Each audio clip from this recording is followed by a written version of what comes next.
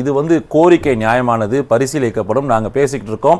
Faced மேனரில் தனியார் மயம் அதிமுக ஆட்சியில் கொண்டு வந்ததுன்னு சொன்னாலும் பிரச்சனை அவங்க கிட்ட இல்லைங்க. சில புல்லுருவிகள் உள்ள இருக்காங்க, அவங்க தான் மடைமாற்றம் செஞ்சுட்டாங்க போராட்டத்தை. அதை எதிர்த்து தான் நாங்கள் நடவடிக்கை எடுக்கிறோம். ஆனால் நீங்கள் ஒட்டு மொத்தமாக நாங்கள் தான் தொழிலாளர்களுக்கு எதிராக இருக்க மாதிரியான பிம்பம் கட்டமைக்கப்படுகிறதுன்றதை விக்கி தெளிவாக சொல்றாரு.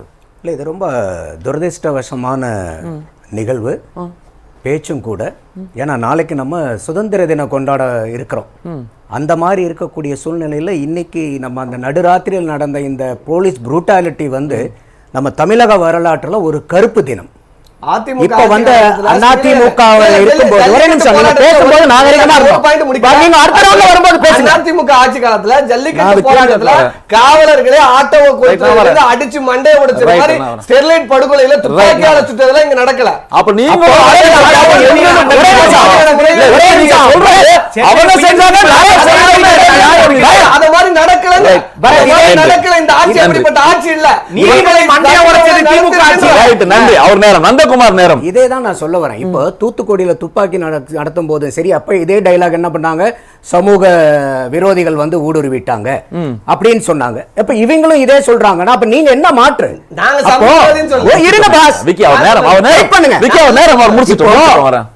பொய் வாக்குறுதி கொடுத்து ஆட்சிக்கு வந்தது யாரு? மக்களை ஏமாத்தி வாக்கு வாங்கிட்டு ஆட்சிக்கு வந்தது யாரு? பொய் பேசினவங்களுக்கு தண்டனை கொடுக்கணுமா? மக்களை பொய் பேசி வாக்குறுதி கொடுத்து ஏமாத்துறவங்களுக்கு தண்டனை கொடுக்கணுமா? கேள்வி வைக்கிற பிரச்சனை நடக்குது. ஒரு அமைச்சர் பேசுறாரு, மேயர் தினமும் பேசுறாங்க. அதை தாண்டி இன்னைக்கு வந்து கிட்டத்தட்ட வந்து ஒரு கேபினட் மீட்டிங் போட்டு 6 ப்ரப்போசல் கொடுக்குறாங்க. அதையும் தாண்டி எக்ஸ் தளத்துல ஒரு பதிவும் இடுறாரு முதலமைச்சர்.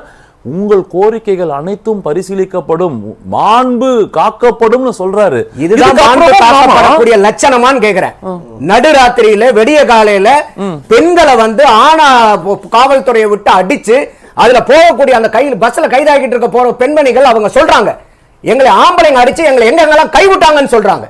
அதே மாதிரி இன்னைக்கு அதுங்களுக்கு போராடின வக்கீல்கள் வளர்மதிங்கிறவங்களும் நிலவ மொழிங்கிறவங்களையும் அவங்க வந்து சிந்தாதிரி பேட்டையிலிருந்து காவல்துறை வண்டியில கூட்டிட்டு போறாங்க. அந்த காவல்துறை வண்டியில நம்பர் பிளேட் கிடையாது. இதை பின்னாடி போறவங்க பூரா வீடியோ எடுத்துட்டு லைவ் போட்டுட்டு போறாங்க. அவங்க சுத்தி சுத்தி ரவுண்ட் அடிச்சு நாங்க வந்து அவங்களை வந்து வேப்பேரிக்கு கொண்டு போறோம்னு 1 மணி நேரமா ரவுண்ட் அடிச்சு அந்த பொண்ணுக்கு கை உடைஞ்சிருக்குது, ஆஸ்பத்திரிக்கு கூட்டிட்டு போங்கன்னு சொல்லும்போது எங்கேயும் கூட்டு போமா வேப்பேரிக்கு வந்துட்டு இல்ல 1 நிமிஷம் பேச விடுங்க. அப்போ இதெல்லாம் எவ்வளவு பெரிய அடக்குமுறைகள். ஆனா ஒரு விஷயம் நீங்க சொல்ற கருத்து அதே நேரத்துல ஆட்சிக்கு வந்து அதே நேரத்துல ஹைகோர்ட் என்ன சொல்லுது? என்ன சொல்லுங்க? அனுமதி வழங்கப்பட்ட இடத்தில் போராட்டம் நடத்தலாம். அருமையா கேட்டீங்க. அப்ப இந்த காவல்துறை எங்க பண்ணிருக்கணும்? அங்க இருந்து பஸ்ல வெக்கேட் பண்ணி நேரா அனுமதிக்கப்பட்ட இடத்துல கொண்டு போய் விட்டுருக்கணும். அதுதானே நீங்க பண்ண வேண்டியது. கோர்ட்டு நடுராத்திரில பூந்து பெண்களை பூரா மானபங்கப்படுத்துங்கன்னாங்களா? வக்கீல் வரவங்களுக்கு வந்து கையில எல்லாம் கையோட சுடுங்கன்னாங்களா? நம்பர் பிளேட் இல்லாத வண்டியில எடுத்துட்டு ஊர போறாங்களா? மறுபடியும் என்ன சொன்னாங்க ஹைகோர்ட்? போராடுற இடத்துல போராடணும். மறுபடியும் நான் ஒரு இடத்துக்கு வரேன். ஒரு போராட்டம் நடக்குது, யார் வராங்க, யார் நாம பல போராட்டங்கள் பார்த்திருக்கோம். அவங்க சொல்லக்கூடிய வாதம் என்னன்னா, இதை தாண்டி வேறு சில கோஷங்கள் எழுப்பப்படுகிறது, வேறு சில புகைப்படங்கள் காட்டப்படுகிறது. மொத்தமா மடை மாற்று அங்கு வேறொரு அரசியல் தளத்துக்கு நகர்த்துறாங்க. வேற வழி இல்ல, செய்ய வேண்டிய கட்டம். அண்ணன் திருமாவளவன் அவர்களும் போனாங்க. அங்க போகும்போது விசிகா கொடியும் இருக்கும், விசிகா கட்சி சார்ந்தவங்களும் அதுல பேனர் வச்சிருப்பாங்க. கம்யூனிஸ்டுகள் போகும்போது கம்யூனிஸ்ட் கொடியும் இருக்கும், கம்யூனிஸ்ட் தலைவர்களுடைய போட்டோவும் வச்சிருப்பாங்க. அந்த மாதிரி இன்னைக்கு ஆம்ஸ்டாங் கட்சி அவங்களோட கட்சி தானே, கட்சிக்கு உண்டான தலைவர் தானே அவரு. அப்ப அவருடைய கட்சி போகும்போது அவருடைய போட்டோவோ அவருடைய கொடியோ இருந்தா அதுல என்ன பாதிப்புன்னு கேக்குறேன். அப்ப ஆம்ஸ்டாங் அவங்க சார்ந்தவங்க இந்த போராட்டத்துக்கு போக கூடாதுன்னு தமிழகத்துல சட்டம் போட்டு வச்சிருக்கீங்களா? ஆம்ஸ்டாங் போட்டோவை எங்கேயும் வைக்க கூடாதுன்னு தமிழகத்துல சட்டம் பாஸ் பண்ணிருக்கீங்களா? என்ன வாதம் இது? அர்த்தமற்ற வாதம். நான் கேட்கக்கூடிய இன்னைக்கு முதல்வர் இந்த 6 சலுகைகள் என்னைக்கு கொடுத்தாரு? என்னைக்கு கொடுத்தாரு இந்த 6 சலுகைகள்? இந்த போராட்டத்தில் கேக்குற கேள்வி பரத் நியாயமா பேசுவோம். இந்த 6 சலுகைகள் என்னைக்கு கொடுத்தாரு? இன்னைக்கு கொடுத்திருக்காரு. நடுராத்திரில பூத்து அடிச்சு உடைச்சதுக்கு அப்புறமா ஏன் இத 13 நாள் போராடிட்டு இருந்தாங்கல்ல? இந்த 13 நாள்ல வந்து கூலி அந்த வக்கீல் சொல்றாங்க, கூலி படம் போய் பார்க்கிறதுக்கு உங்களுக்கு நேரம் இருக்கு, இந்த கூலி தொழிலாளர்கள் போராட்டத்துக்கு வரதுக்கு நேரம் சொல்ல விடுங்க. மக்களுக்கு உண்மை தெரியணுமா வேண்டாமா? கேட்டுக்கிட்டு தான் இருக்கேன், நேரம் கொடுத்துட்டு தான் இருக்கேன். சொல்லும்போது இருங்க, மறுபடியும் குறுக்க வராதீங்க.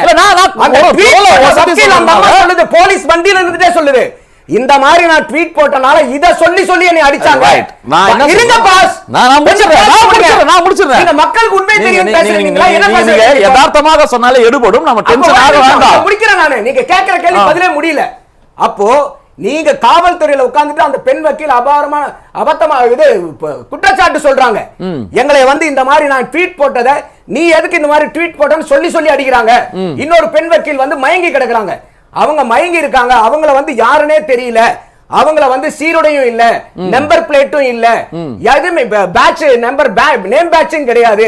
எல்லாமே வந்து அடி அடின்னு அடிச்சு அவங்க அங்க கை வைக்கிறங்கிறது மார்பு முதல் கொண்டு அவங்க மேல கை வச்சாங்க. ஆஸ்பத்திரிக்கு கூட்டிட்டு போங்கன்னு கையில காலையில இருந்து நான் கதறிட்டு இருக்கேன், அழுதுகிட்டு இருக்கேன். இன்னைக்கு வரைக்கும் கூப்பிடாம வண்டியிலேயே சுத்திட்டு வந்துட்டு இருக்காங்க. எத்தனையோ ஆஸ்பத்திரியை நாங்க கிராஸ் பண்ணி வந்துட்டோம். அப்போ இதுக்கும் நீங்க அதிமுக தான் காரணம் சொல்லுவீங்களா? என்ன இது? நீங்க தீர்ப்பு என்னங்க? தீர்ப்பு நடவடிக்கை எடுக்கிறது தானே இன்னைக்கு காவல்துறையினுடைய வேலை, அரசாங்கத்தினுடைய வேலை. ஹைகோர்ட் என்ன ஜட்ஜ்மெண்ட் கொடுத்துச்சு? என்ன ஜட்ஜ்மெண்ட் கொடுத்துச்சு ஹைகோர்ட்? போராட வேண்டிய இடத்துல போராடணும். அதானே ஜட்ஜ்மெண்ட். காலி பண்ணி எங்க கூட்டிட்டு போயிருக்காங்க? அதுதான் உங்களுக்கு ஒதுக்கப்பட்ட இடம்.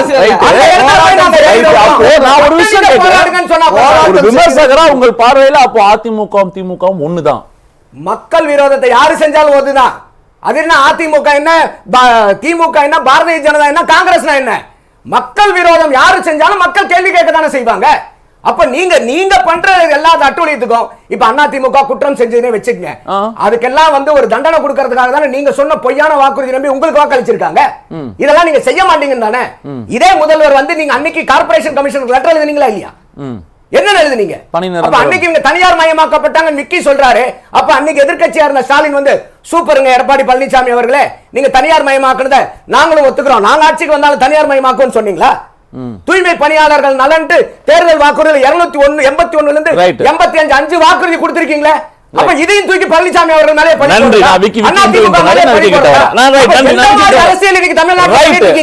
நந்தகுமார் ஒரே கேள்வி தான் வைக்கணும். நந்தகுமார் விக்கி சொன்ன ஒரு வாதம் என்ன, ரைட், நீங்க சொல்லக்கூடிய பல கருத்துக்கள் இருக்கு, கடுமையான சால்கள் அரசு எதிர்க்கு இருக்கு, இந்த அரசு அதுக்கு தானே மக்கள் மாற்றத்துக்கு தானே கொடுத்தாங்கன்ற வாதம் வச்சோம். ஆனா வாக்குறுதிகளை பத்தி நீங்க சொன்னதுக்கு ஐயா, அதுக்கப்புறமா தொடர்ந்து வந்த தேர்தல்கள் வாக்குறுதி இருந்தாலும் தொடர்ந்து வந்த தேர்தல்களை வெற்றினா ஒரு நம்பகத்தன்மை வந்துச்சு. 95% வாக்குறுதியை நிறைவேற்றிருக்கும்ன்ற நம்பிக்கை இருக்கு.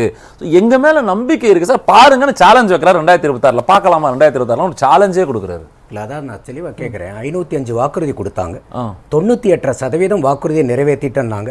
505 பெருக்கல் 98னா 497. 8 வாக்குறுதி தான் இது வரைக்கும் நிறைவேற்றாம இருக்காங்களா? இது ஒரு பாயிண்ட். அப்போ இன்னைக்கு டைம் கொடுத்தீங்கன்னா நான் ஒரு 100 படிக்கிறேன். இப்போ நேரம் லிஸ்டே இருக்குது. அதே மாதிரி இப்ப தாங்க தொடர்ந்து ஜெயிச்சிட்டு வந்திருக்கோமே, அப்ப ஜெயிச்சிட்டு வந்துட்டு இருந்தீங்கன்னா மக்களை ஏமாத்திட்டே இருக்கலாமா? அப்ப ஆதரவு இல்லாம ஜெயிக்க முடியுமா? அதான் சொல்றேன். அப்ப மக்கள் ஆதரவு வந்தா மக்களை ஏமாத்தலாமான்னு கேட்கிறேன் நான். இது நியாயமான வாதமா? அடுத்தது வந்து பாத்தீங்கன்னாக்கா நீலம் அமைப்பினர் உள்ளார வந்துட்டாங்க, ஆம்ஸ்ட்ராங் போட்டோ இருந்துச்சு. நான் கேட்கிறேன், நீலம் அமைப்போ ஆம்ஸ்ட்ராங்கோ இன்னைக்கு தமிழ்நாட்டில் தடை செய்யப்பட்ட இயக்கமா? என்ன இது எனக்கு புரியல. ஏன் நீலம் அமைப்பு இப்ப விடுதலை சிறுத்தைகள் கட்சி அங்க போகும்போது ஏன் ஆம்ஸ்ட்ராங் கட்சிக்காரங்க போக கூடாது? ஏன் போக கூடாது? எழுப்பக்கூடிய கோஷங்கள் ஒண்ணு இருக்குல்ல. என்ன கோஷங்கள் இருக்கு? என்ன கோஷங்கள் எழுப்புறாங்க? எதிராக எழுப்புறாங்க. என்ன ஜெய் பீம்னா அது கெட்ட வார்த்தையா? அம்பேத்கர் தான் எங்களுடைய கொள்கை தலைவர்னு விசிகா தலைவரை சொல்றாரா இல்லையா? அப்ப நீலம் பண்பாட்டினருடைய கொள்கை தலைவர் அம்பேத்கர் தானே. என்ன பிரச்சனை இதுல உங்களுக்கு? அடுத்தது இப்ப வந்து போராட்டக்காரங்க வந்து விஜயை போய் பாக்குறாங்க. அப்ப இது உங்களுக்கு வந்து இந்த போராட்டக்காரர்களால வந்து உங்களுடைய அரசியல் லாபங்கள் பூரா குறைய போகுது வரக்கூடிய சட்டமன்ற தேர்தல்ங்கிறதா உங்களுடைய பிரச்சனை. நாம் தமிழர் கட்சிக்காரங்க உள்ளார வந்துட்டாங்க.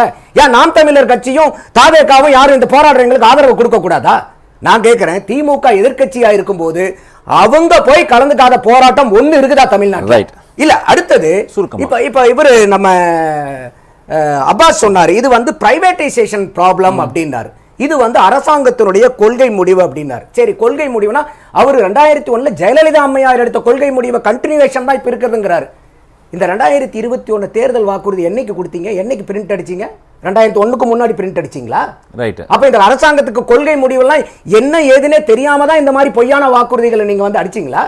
அதுக்கும் வந்து தூய்மை பணியாளர் நலனே போட்டு 281 to 255 5 வாக்குறுதிகள் தெல்ல தெளிவா கொடுத்திருக்கீங்களே. அடுத்தது அண்ணா சாரநாத் பேசுனதுல மட்டும் எனக்கு ஒரே ஒரு சின்ன கருத்து. திருமாவளவன் அவர்கள் பேசும்போது நம்ம அந்த காலத்துல வந்து போலீஸ் அராஜகத்தை எதிர்த்தாரு.